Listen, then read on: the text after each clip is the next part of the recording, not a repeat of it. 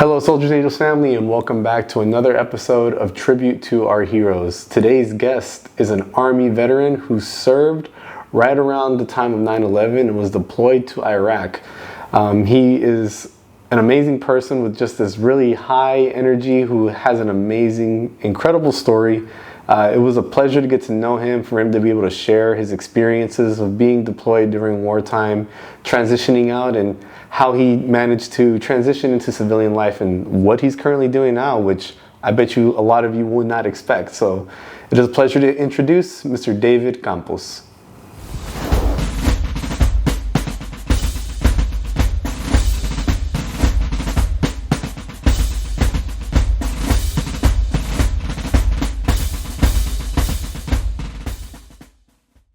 First and foremost, I just want to say thank you for joining us. Thank you for being here. Thank you for your service, man. We really appreciate all that you've done for us. Go ahead and I know we already kind of talked a little bit, so go ahead and let everybody watching, let them know who you are, what you are, and all that good stuff. All right, my name is David Campos, and I'm a U.S. Army veteran. Now I am a, San Antonio teacher and a professional wrestler. Yeah. It was probably one of the most exciting ones that I've really been at, because I'm hearing you talk about it, man. It's just so cool to see how you think and all the things that go into it. So it's so much more in depth than I guess a lot of people might assume. So thanks for being here, man.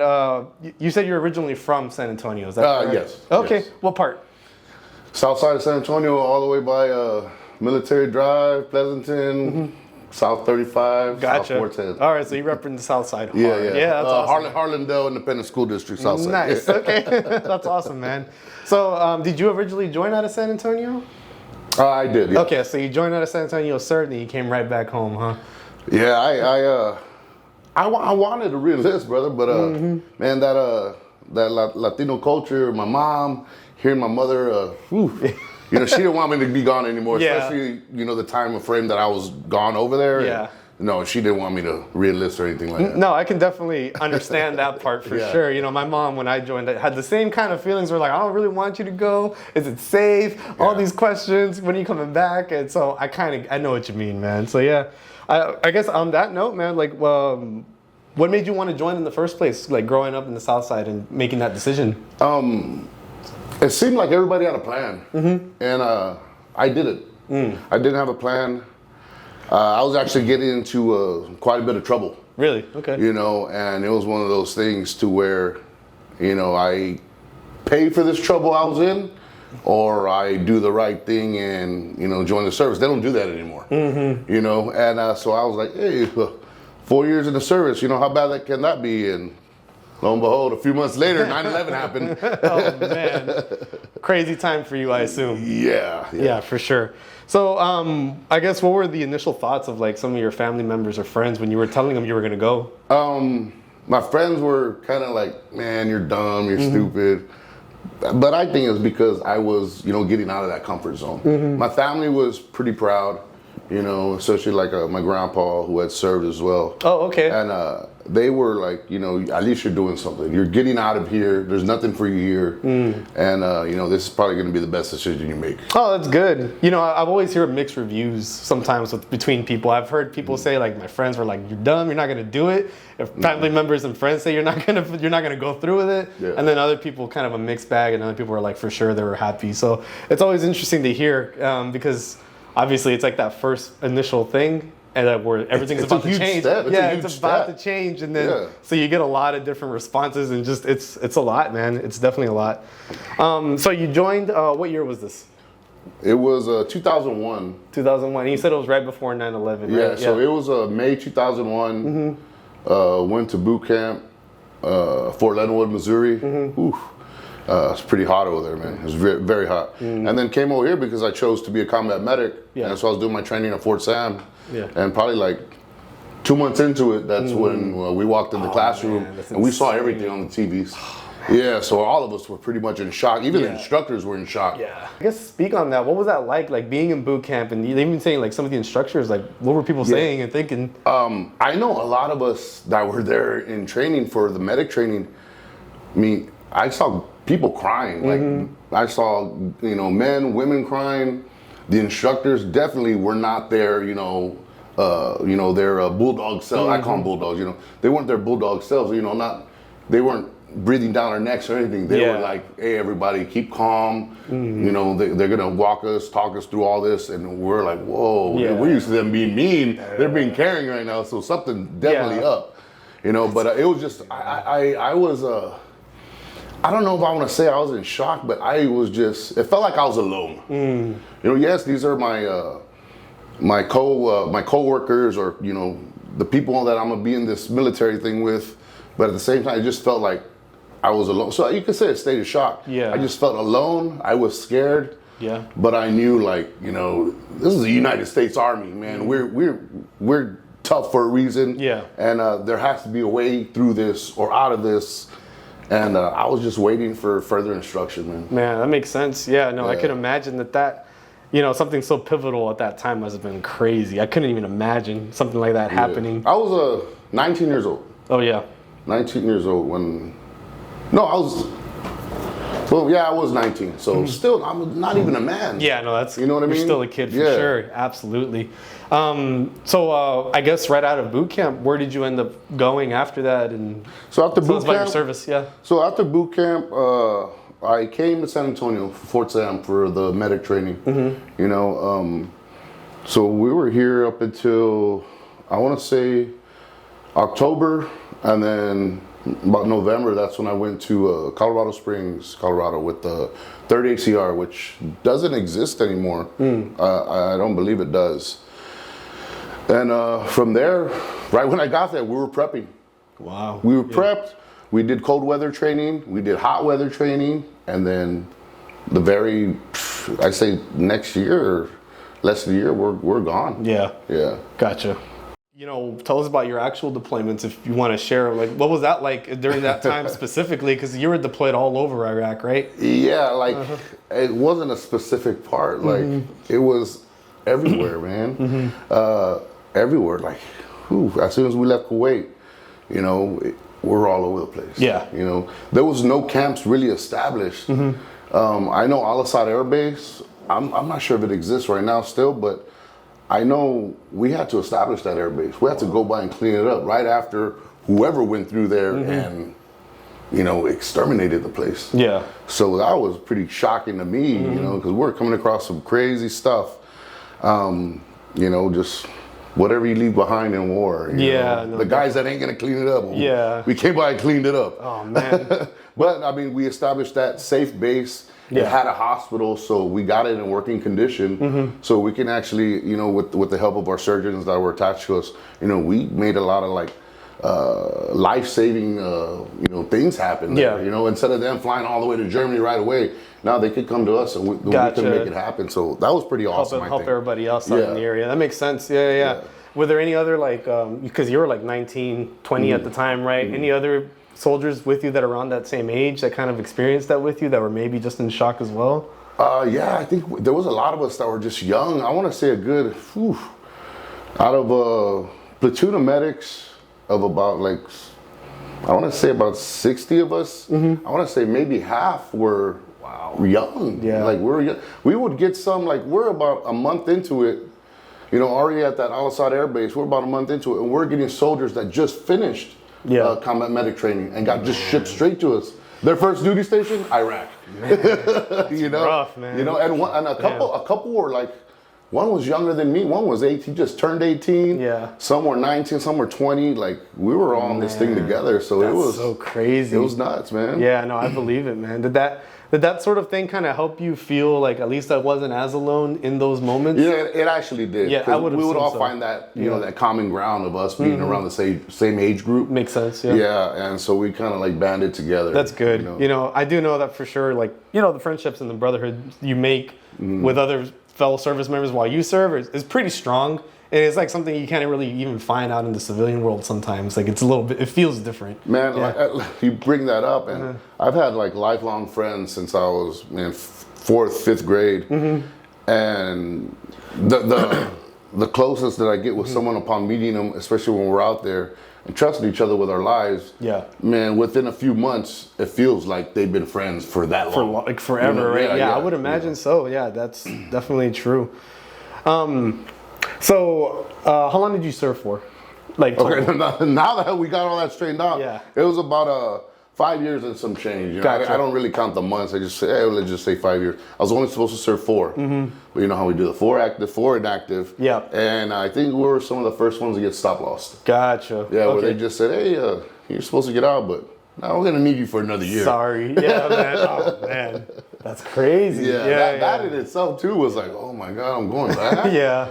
You know? Yeah, that's wild. So, given your time in the military and everything that you had experienced, especially at such a turbulent time within American history, recent more so than anything, than a lot of time compared to a lot of other things, you know, what was that transition out like? What was it like coming back home? What was it like getting out the Army? All that stuff. It was like I want to say I was happy, but I just couldn't show it. I knew I was getting out. I knew I wasn't going to be in any trouble like that anymore. But there was just something a little off. You know what I mean? It was just something a little off. I wasn't responding the way I thought I would be. Yeah. And come to find out, I mean, not a lot of people knew. Yeah, they call it shell shock back in Vietnam and stuff like that. World War II. Yeah. You know, around that area too. But I had no idea I had PTSD. Gotcha. I don't think any of us did. Yeah. You know, and just real skittish, real, you know, your emotions would flip at the switch of a light. Yeah. You know, I know one of the things that got me for sure was driving. When I was driving on the road and I'd see a dead animal or a bunch of like debris on the side, I'd either slow down or I'd grip that steering wheel to where my knuckles are white. It would like trigger. Yeah, and I was like, what's going on? Like, I had no idea what was going on until, you know, things started popping up slowly, like, you know, whether it be in the news or, you know, through the local VA or just us brothers and sisters just talking with each other and being like, oh man, what's wrong with us? Yeah. You know? Man, that's crazy. So you were becoming more aware of the PTSD as you were transitioning out. I would assume as things start to slow down, right? Because you go from being in the service, being deployed, seeing all this stuff to like, oh, you're processing out. Now you can kind of slow down and everything starts to settle in, right? Yeah, because within those 2 deployments we did with 2003 and 2005, we didn't have time. For sure. You know, we had to get back out there and go. Back to back, yeah. So, yeah. Man, but that was a heavy toll, man. Is there any kind of thing that, I guess, I mean, you know, share your discretion, whatever you want. But any kind of particular moment that you feel maybe started to start those symptoms within you while you were in the service, I guess. Anything you can think of or story you might want to share that'd be like, this is what I experienced that kind of maybe caused that for me? It was the first time I came upon like a call that we had, you know. It was not to save anybody. It was to pick someone up, you know, and I didn't know what to expect. Yeah. I was in an actual wheeled ambulance, so I mean the way they look is kind of like a weird oblong shape up here. And, yeah. You know, so I'm in the back getting stuff ready, making some room. Because in my head, hey, we're gonna pick up, you know, some, you know, a body or two. Yeah. And in my head, I'm like, oh, okay. Not ever having picked anything like that up. Yeah. You know, and came across, you know, who we supposed to pick up, and just seeing it, right? I would assume, seeing it, yeah. Looked completely just like a regular person from here to the waist. The bottom was, I don't know, I don't want to disrespect anything, but just for sure. It looked like lasagna, spaghetti, you know, it was real graphic, and I was like, whoa. And then we have to write information down. So I gotta dig in this brave individual's pocket, and I gotta take out his wallet. And the first thing, and then you know how, I don't know if you carried this stuff, but it was like the clear wallet. So you have your ID already showing. I think I've seen it. You know, your creed. Yeah. You know, so I pull out this thing, and the first image I see is this soldier with his wife and a baby who's not even a year old. Man. Oh man! And this soldier is, if I was 19, 20, this soldier had to have been 22, 23. Yeah. you know, and that's, my heart just dropped.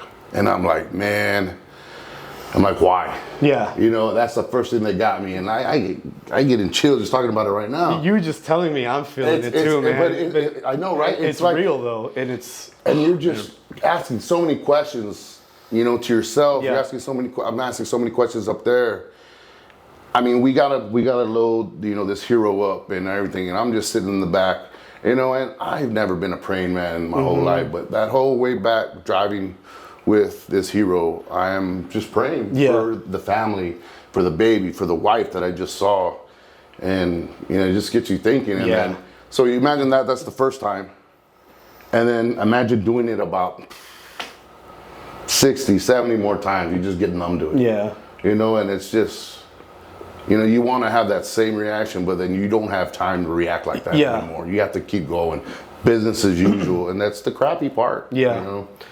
That was my next question. So I'm assuming that you start seeing stuff like that too, but because you're so busy, because things are moving at like process. Yeah. You throw it in the file. Yeah, boom, and just go, you know, right? Until that file becomes too overloaded. All that stays in you, right? Yeah, I believe that. Man. Yeah. Thank you for sharing that. No, man, man, I really appreciate it. You know what? I don't ever think I talked about that out loud. Like on something like this, I talked about it out loud to like maybe one of my closest friends. I think probably my tag team partner in wrestling, and you know, it's. But I get the same emotion, even when I just think about it alone, and because I always think about that part, that first one.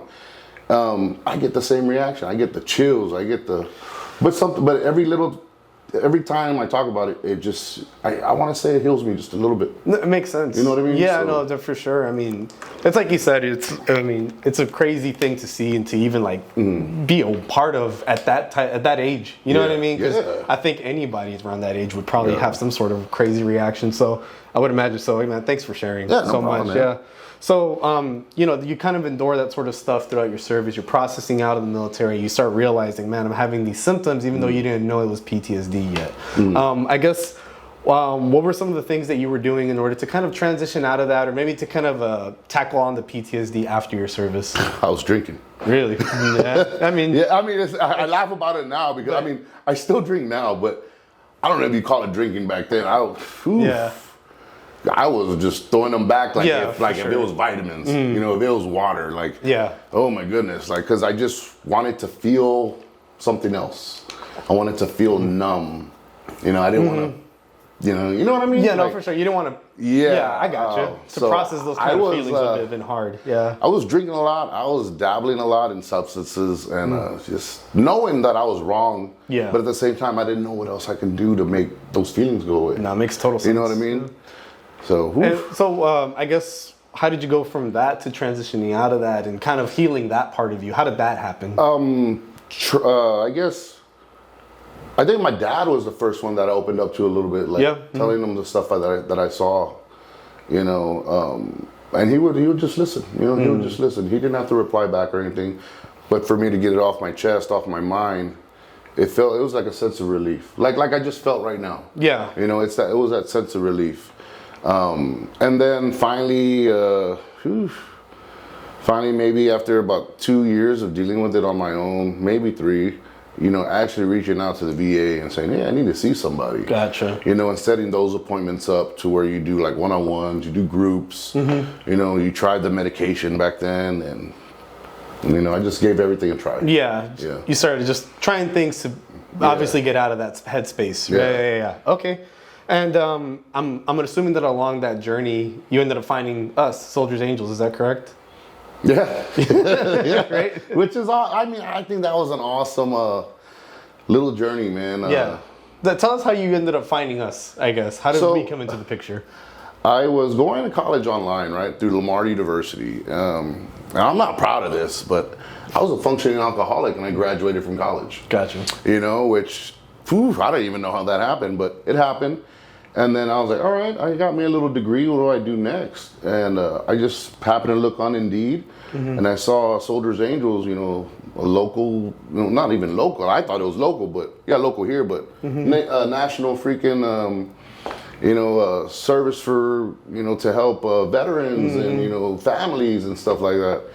and they were looking for they had internship positions open for like $1,000 a month. And I was like, oh, I never heard of interns get paid. I was like, well, let me try this. Let me, ease my way into something like this. And it started with the Adopt a Family program. Gotcha. And Amy was here. I mean, Amy's the freaking boss. Yeah, she's still running. She's still there. And she's never gonna stop running it. And it was Miss Jennifer who's not with us anymore, and she gave me the initial interview, and me and her just clicked, man. Nice, and I got welcomed to the Soldiers Angels family. Was told what my job was, for the Adopt a Family, and I just fell in love with the program, and I fell in love with what everybody else was doing, and from there, it was internship to being hired on after the 3-month internship. From there, moving to another position, and it was great for the time that I was here. So go ahead and I want to hear your perspective from the Adopt a Family program. What was your perspective of that, and what did you, just real quick, what did you do, and how did it feel to do that, just so that everybody else can hear? Just finding these donors, who want to hook up with these families in need, that have kids, to make Christmas possible. Right. And it was just it was like a warming feeling to see these people who care so much for these people who need it so much, and to match them like this. Be the bridge, right? Oh my goodness, man. It was so great. And we have to do that for I want to say we're 500 families. Yeah. And so getting that feeling 500 times. Yeah. That's awesome, it was great. And, to hear that afterwards, to see the testimonials from these families and from the donors, man, it's just so heartwarming. And, man, it made me feel like I was back for a reason. Gotcha. You know what I mean? Yeah. I'm here for a reason. I'm supposed to be here. Yeah. And it's for helping this happen. The Adopt a Family program, for that to happen. Do you think that I guess giving back to other veteran families and stuff helped you heal your own? Oh yeah, man. Oh man. I've never, up until what I'm doing now and stuff, I've never wanted to go to work so badly, or just be so excited about walking through the doors of the office. That's incredible, man. Yeah. Yeah. No, that's good to hear.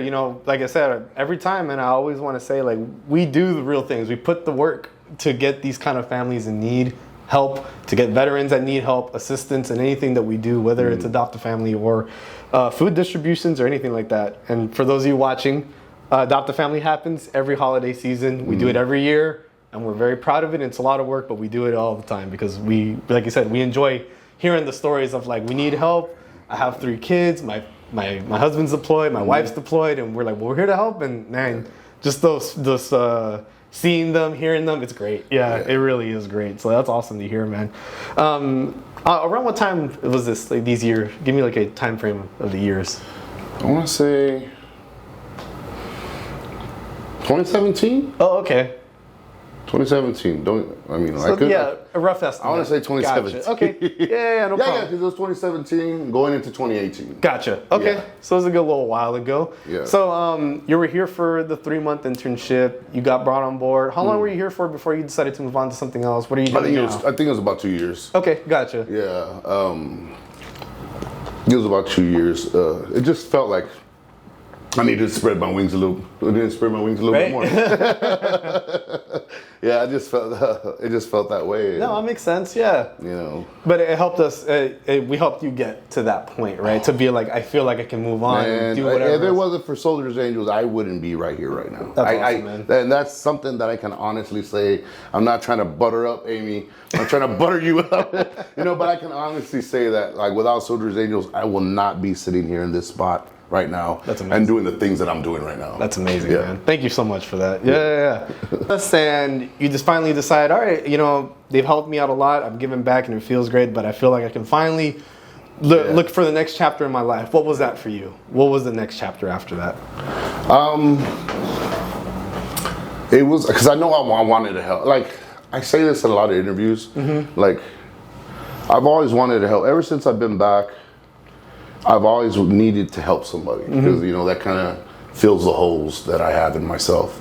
So I knew I needed to help, and I just felt like I'd done a great journey helping veterans, their families, taking care of my own people. Now I felt like I needed to help others in a different way. And my sister has been a teacher for, she's gonna get mad at me, I don't know how long, but I know it's more than 15, maybe under 20, maybe more than 20. I don't know, but this is my older sister. She's like 5 years older than me. And just seeing her enjoy her journey, you know, being a teacher. She teaches the little ones in elementary and stuff, you know. So I was like, you know, maybe I need to reach out to the youth, you know, of you know, the South Side and stuff like that. So that's what I started to do. You know, started as a substitute, and then they picked me up like full time, you know, as a full time sub, like because we were hurting in the numbers for teachers. And then come to last year, which was my first actually official year of teaching, I was a part of some partnership program there on the South Side with the Hardendale School District, and I was teaching government and economics. And then fast forward a year later, this year, now I'm helping out with the Hardendale Alternative Center with, you know, the more troubled youths. Okay. You know, because I feel like I can relate to them. Yeah. I was one of those guys, you know. It makes sense, yeah, and so that's what I'm doing. I accepted a position, you know, assisting in that for this school year, helping up the Hardendale Alternative Center. Man. Yeah, so, man, you're finding your stride, man. That's amazing. I'm so glad to hear it, dude. So aside from obviously you being a teacher now, all that's good to go, but you have a dual identity, so to speak.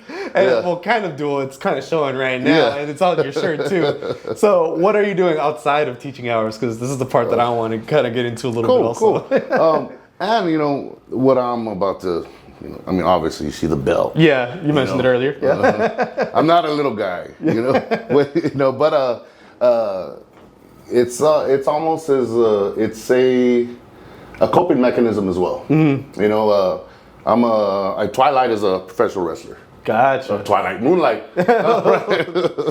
Team Edward. No, I'm just playing. More of a Team Jacob kind of guy, but we'll let it slide. Yeah, so I'm Moonlight as a professional wrestler. I've been doing it. I want to say this is the start of my 6th year, or going into my 6th year. And it's amazing. I've been wanting to be a professional wrestler since I was very, very small, and never really thought I was going to get the opportunity to do it. I've always watched it, and I kept up with it since I was little. Yeah. You know, every big moment in wrestling since 1983, I kept up with. I've been a part of, you know, watching it, you know, if not with my dad, with my friends. And now I'm actually doing stuff, wrestling. I just got back from Mexico this past weekend.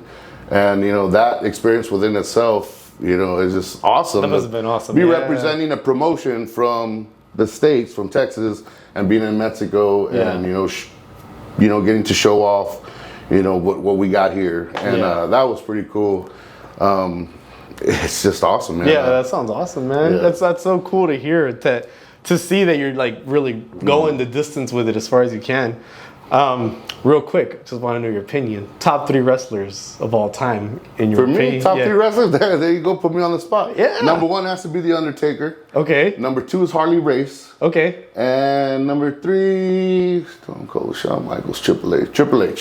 Yeah. I'm surprised you didn't say Hogan. I was expecting Hogan on there. It was when I was younger. Yeah, okay, that makes more sense. I was a Hulkamaniac. Yeah. But then, you know, you get to appreciate it, especially Undertaker, because he's from Texas. Yeah. You know what I mean? Harley Race, just because, I mean, he's one of the toughest wrestlers, you know, known to man. And the stories I hear from that guy, from his days in wrestling way back when, is just amazing. And, you know, and then I got to go with Triple H, because he kind of went from wrestler to now running the whole show. Yeah. So, you know, those are the top 3 right now. Now, other question. Who's the most overrated wrestler currently? Overrated wrestler currently? Ooh, I'm gonna get in trouble. Well, if somebody's gonna have an opinion, it's gonna be you. Oh man. Who do you think is the most overrated? People are gonna hate me. CM Punk. CM Punk? Okay. I was expecting Cena or Rock or one of those guys. But I think CM Punk, but I mean, he has more skills than I do, so why am I calling him overrated? But it just in my mind, as a fan's perspective. Yeah, from a fan's perspective. I don't see it. Yeah. Gotcha. Sorry. Cancel me. No, just joking. Hey man, he said it, not me right now. Just joking. He got me sweaty on that. Right? Somebody clip him. Oh, that's good to hear. Oh, okay, so I guess you're doing this now, and you're obviously getting some good traction in. You're doing stuff, and it's pretty awesome to see. And I'm sure it's awesome for you. How far do you want to take it? Do you think you can ever make it to something so big as the WWE, or if you can't, do you still want to do it? Well, that's everybody's goal, right? Once they get into wrestling, they want to make it to WWE. There's AEW out there now. Yeah. And before, not too long ago, they were saying like, if you're 35 years old, you're too old for the big shows. Yeah. Now I'm hearing rumors like they're not even looking at age anymore. They want to see that character. They want to see how you connect with those fans out there. So I think I have something going. If not there. I know I want to go to Japan for New Japan Wrestling. Gotcha. That's a big market. Mexico as well. Yeah. The AAA, AAA is out there. That's a big promotion out there. Really, man, if I can make it somewhere there's even smaller promotions. I don't want to say they're smaller. Ring of Honor, TNA Wrestling. But those have been around for years, you know. So if I could make it step foot anywhere there, I would have said, it's complete. Yeah, you're still good. Yeah, for sure. No, it seems like you have a passion for it. And, people when they chase their passion, a lot of times they're like, I'm just happy to be in that lane, to really be doing it. Yeah. And I think it shows with you, man. That's pretty awesome. So being a wrestler, you know what I mean? Do you, and obviously you've been doing it a while now, you ever get any questions from your students? Like, hey, Professor, is this you right here? Yeah, man. I can't hide from them. Or, last year, I think they bought for about a week that was my twin brother. Really? They bought it for about a week, and then, I came in, I think I had I had something on my face. Like, sir, what happened to you? I don't know. Yeah. I fell in my driveway. I fell? Yeah. This is what we saw on YouTube. Right? I was like, oh, okay. Well, your twin brother fell too. Yeah, right? So, once the cat was out of the bag, they were pretty accepting of it. They thought it was the coolest thing in the world. And, they didn't actually bother me too much about it. Now that I knew, or I'll tell them like, hey, how would y'all do it this weekend? And they tell me their weekend. I tell them my weekend. So, well, I went through a table, or I went through thumbtacks. That's so crazy. And they're like, oh man, and all right, back to the lesson. Yeah, right. Yeah, but they think it's pretty cool. The students respect. They respect me because I show that mutual respect. Yeah. And I know they're not dumb. So I don't treat them like that. So they're gonna figure it out. Yeah. Yeah, but I think it's kind of cool, especially when they tell their other students like, "Oh, we have the wrestler as our teacher." Yeah, right. So the other students are like, "Oh man, like, what does your teacher do?" Yeah. So they'll see me in the halls. They'll high five me. They'll be like, "My government teacher could beat up your government teacher." That's awesome, man. That's so cool to hear. Well, obviously you're a taller guy. You kind of have the body for wrestling. Makes total sense. I guess before you went to wrestling, were you like always this kind of like bigger? Or were you just kind of a little taller, maybe a little stockier? I would say, I've always had like the height. Yeah. I think the Army is what, chiseled me into what I should be looking like. And it's really that Army discipline that kept me with working out. I'm big. I consider myself husky. But I have friends who, man, they look like Greek gods. Yeah. But it is hard for me, especially with the wear and tear from the service. Yeah. To keep up with workouts, but I'm still doing it. Yeah. Day in, day out, still, Yeah. It's just a lot of strength training, kind of like bulk. That's why you were like bulking up, stuff like that. Yeah. Now instead of doing a lot of like heavy lifting, now I do like CrossFit and stuff. Gotcha. It's easier on my joints. That my makes bones. total sense. Yeah. And then plus the cardio. Like I need the cardio more than anything. Nobody likes cardio, man. I know. Dude, it sucks. But yeah, it makes total sense. If you were to give me like just a quick rundown of, did you work out today already? No, I'm working out later on today. Okay, so what is today's workout going to look like for you? Sneak peek. Today it's going to be like power clean and jerk. So power cleaning, throwing it up above your head. Yep. I think we got like, I want to say like 8 sets of that, and it's different. It differs because it goes based on what you did in your max. So you got to do 6 reps of 60% of your max, and then it goes 4 reps, 80%. Gotcha. So it's Yeah. like boom, boom, boom, boom, and then we're not done after that.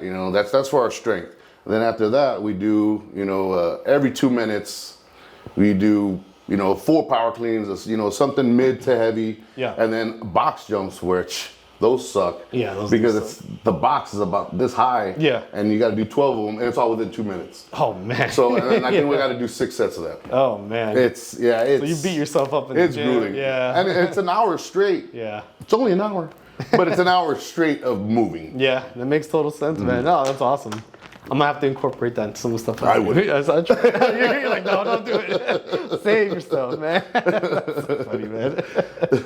Oh, that's good to know. Tell us about some of the stuff you brought here with you, man. What do you got here? We'll go left to right since we Yeah. started with the Army stuff. I have this book. It's called Not on My Watch. It was actually co-written by 2 of my brothers, Joshua Peters and Joshua Fansler, and it's just the lives that they led as medics. You'll see great photos in there from the first deployment that we had in 2003. One thing I do want to share is because this man, Joshua Peters, near and dear to my heart.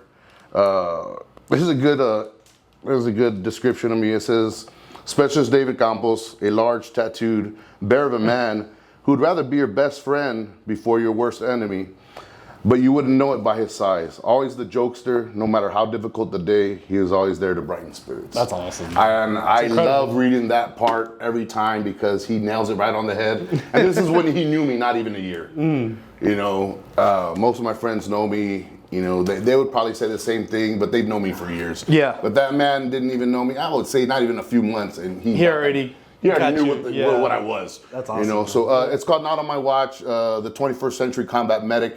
I think you can still pick it up on Amazon. It's it's been out for I want to say about since we've been back, 2007. Oh, okay, yeah. Like that. Moving along, got my little crocheted stud stash. Amazing. I thought that was the coolest thing, man. This was actually my mom has another one because she requested it from the person who makes it. Yeah, the person who makes it.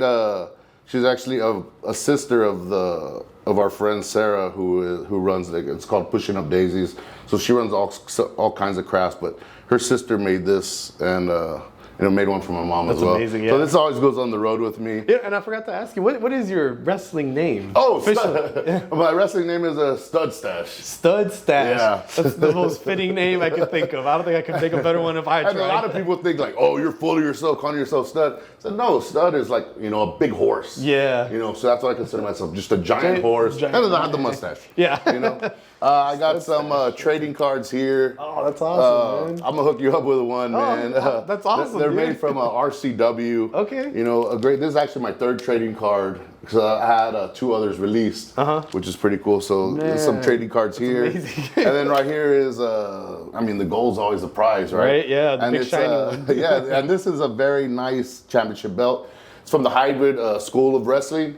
Me and my partner, King Rob Love, together we're known as the Kingdom, the Texas Kingdom.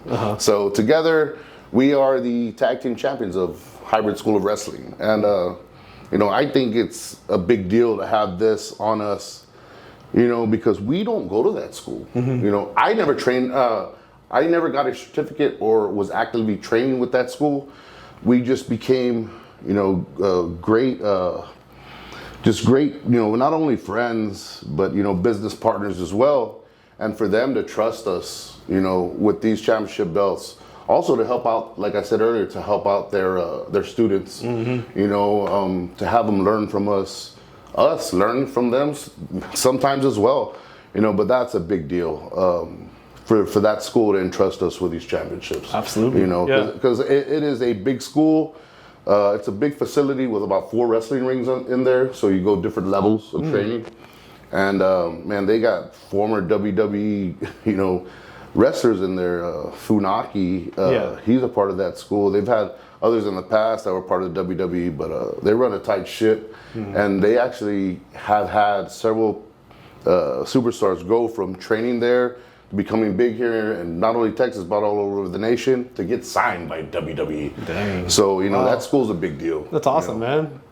That's good, man. It seems like you're doing big things, and I'm just happy for you, dude. I really am. I really am. So that's so good to hear.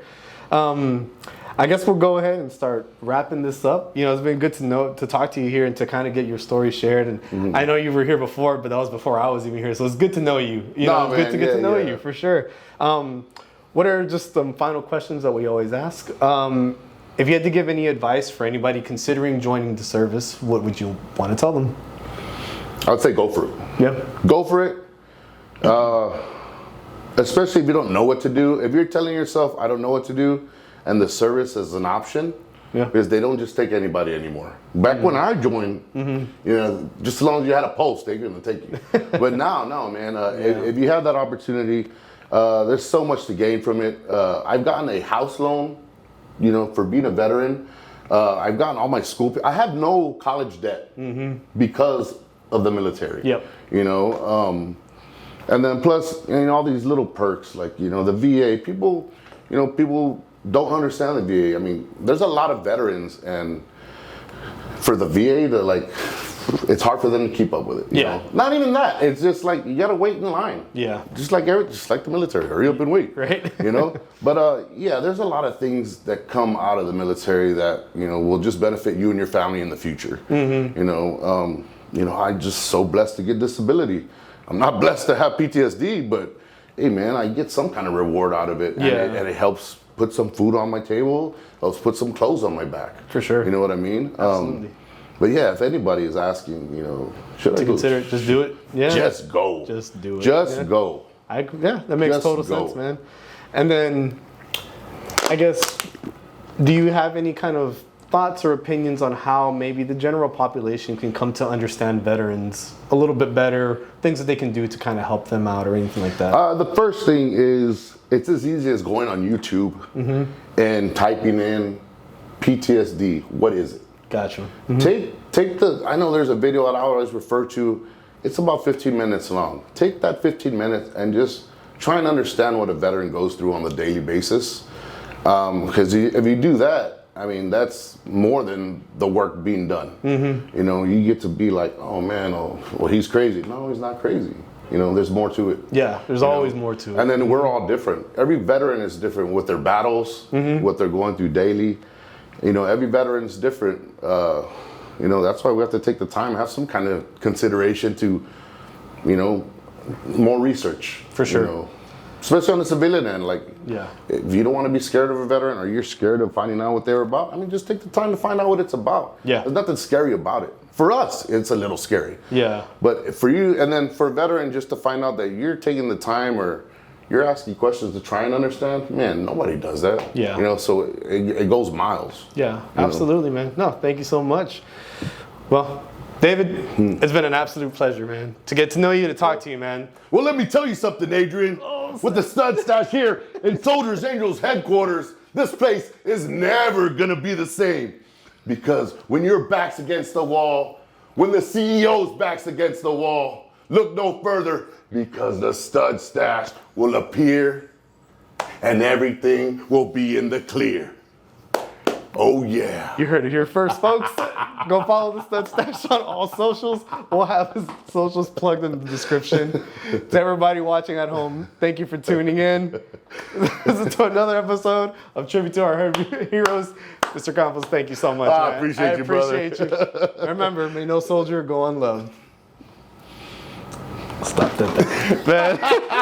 Did you think I was going to whip that out?